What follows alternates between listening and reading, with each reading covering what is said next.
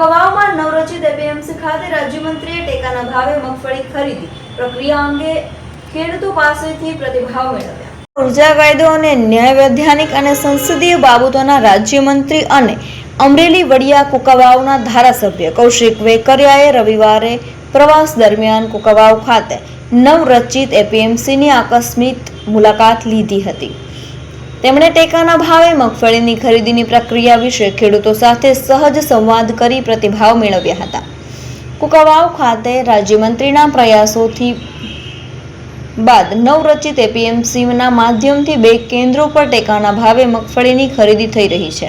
આ પ્રક્રિયામાં ખેડૂતોના યોગ્ય પ્રશ્નોનું તત્કાલીન નિરાકરણ કરવા માટે તેમજ કોઈ પણ પ્રકારની અગવડ ન થાય તે સુનિશ્ચિત કરવા માટે એપીએમસી તેમજ અધિકારીઓને સૂચના આપી હતી।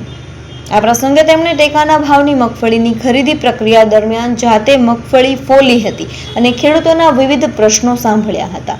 ખેડૂતો દ્વારા બારદાનના માપ, સાઈઝ સહિતના પ્રશ્નોનું ખેડૂતોના પક્ષમાં નિરાકરણ લાવવા માટે ઘટતું કરવા માટે સૂચના આપી હતી। આ પ્રસંગે અતુલભાઈ કાનાણી, સ્થાનિક અગ્રણીઓ અને એપીએમસીના હોદ્દેદારો ઉપસ્થિત રહ્યા હતા।